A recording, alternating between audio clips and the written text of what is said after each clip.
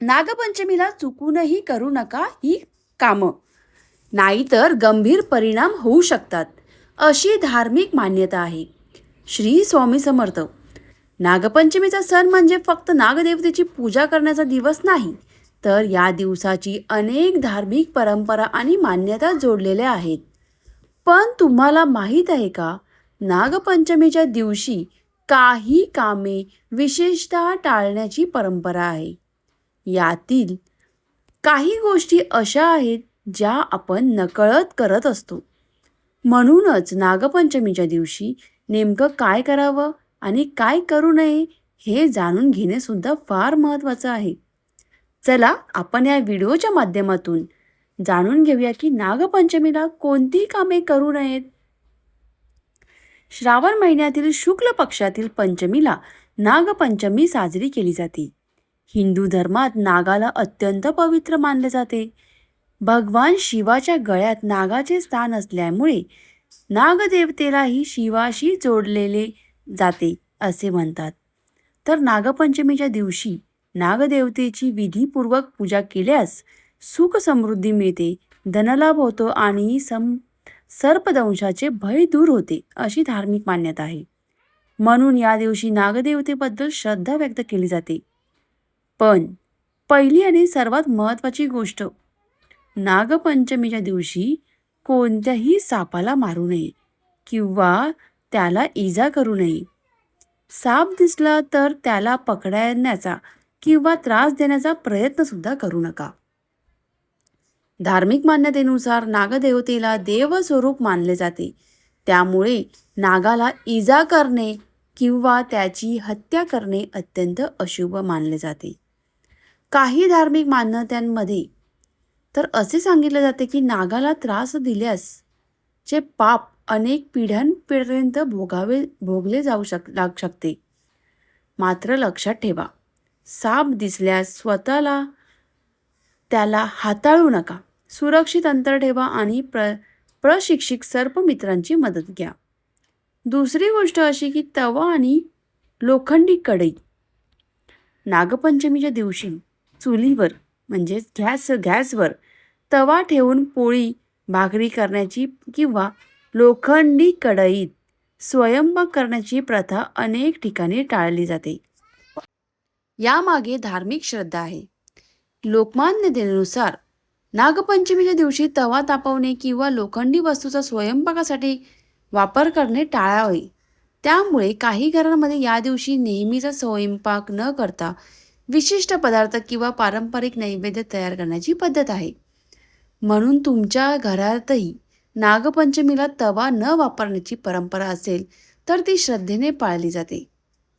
तिसरी गोष्ट म्हणजे नागपंचमीच्या दिवशी जमीन खोदायची नाही. ही गोष्ट अनेकांना माहिती नसते.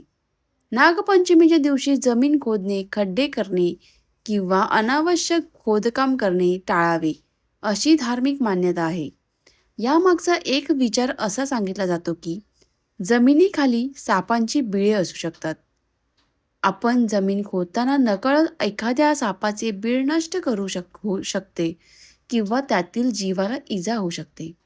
म्हणूनच नागपंचमीच्या दिवशी जमीन न खोदण्याची परंपरा रूढ झाली असे मानले जाते. त्यामुळे काय होतं, घरात काही खोदकाम करायचे असेल तर शक्य असल्यास ते दुसऱ्या दिवशी करण्याची परंपरा काही कुटुंबामध्ये पाळली जाते. चौथी आणि महत्त्वाची गोष्ट म्हणजे धारदार वस्तूंचा वापर टाळा.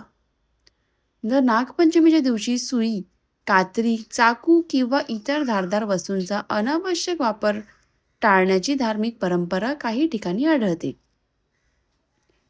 तर विशेषतः शिवणकाम, भरतकाम, कापाकापी यांसारखी कामे या दिवशी करू नयेत, अशी मान्यता आहे. ही परंपरा प्रत्येक भागात किंवा प्रत्येक कुटुंबात सारखीच असेल असे नाही. पण ज्या घरात ही परंपरा पिढ्यानपिढ्या पाळली जाते, तिथे नागपंचमीच्या दिवशी अशी कामे टाळली जातात. मग नागपंचमी दिवशी काय करावे? तर नागपंचमीच्या दिवशी सकाळी लवकर उठून स्नान करावे. यानंतर आपल्या परंपरेनुसार भगवान शिव आणि नागदेवतेची पूजा करावी. पूजेमध्ये फुलं, फळं, मिठाई आणि नैवेद्य अर्पण केला जातो. शिवलिंगाची पूजा करून भगवान शिवाचे स्मरण करावे. तसेच नागदेवतेला श्रद्धेने नमस्कार करावा. काही लोक या दिवशी कालसर्प दोष किंवा राहू केतूची संबंधित दोषांसाठी नागदेवताची पूजा करतात. यामुळे दोषांचा त्रास कमी होतो अशी ज्योतिषही आणि धार्मिक मान्यता आहे. नाग आणि सर्वात महत्त्वाचं, नागपंचमी म्हणजे सापाला पकडून त्याची पूजा करण्याचा दिवस नाही, तर नागदेवतेबद्दल श्रद्धा ठेवण्यासोबतच सापांसारखा वन्यजीवांचे संरक्षण करणेही महत्त्वाचे आहे. रस्त्यावर किंवा घराजवळ साप दिसला तर त्याला मारू नका, त्याला चिथावू नका, स्वतः पकडण्याचा त्याला प्रयत्नसुद्धा करू नका. तर यासाठी सर्पमित्र किंवा संबंधित वन्यजीव बचाव पथकाची मदत घ्या. कारण श्रद्धा आणि निसर्गाचा आदर दोन्ही महत्त्वाचे आहे. शेवटचा प्रश्न खास तुमच्यासाठी आहे. तुमच्या घरात नागपंचमीच्या दिवशी तवा वापरता की नाही वापरत? मला ही गोष्ट कमेंट करून नक्की कळवा. तसेच जमीन न खोदणे किंवा शिवणकाम करणे अशी परंपरा तुमच्या घरी आहे का? मी जो व्हिडिओमध्ये तुम्हाला सगळं सांगितलं आहे ती सगळी परंपरा तुमच्या घरात पण पाळली जाते का? जात असेल तर मला कमेंट करून नक्की कळवा की हो किंवा नाही. आणि हा व्हिडिओ तुमच्या घरातील व्यक्तींना नक्की शेअर करा. कारण नागपंचमीच्या दिवशी कोणती कामे टाळली जातात हे प्रत्येकाला माहिती असायलाच हवे. व्हिडिओ आवडला असेल तर लाईक करा आणि मला कमेंट करून सांगा की तुमच्या घरात नागपंचमी तुम्ही साजरी करता की नाही करत. धन्यवाद.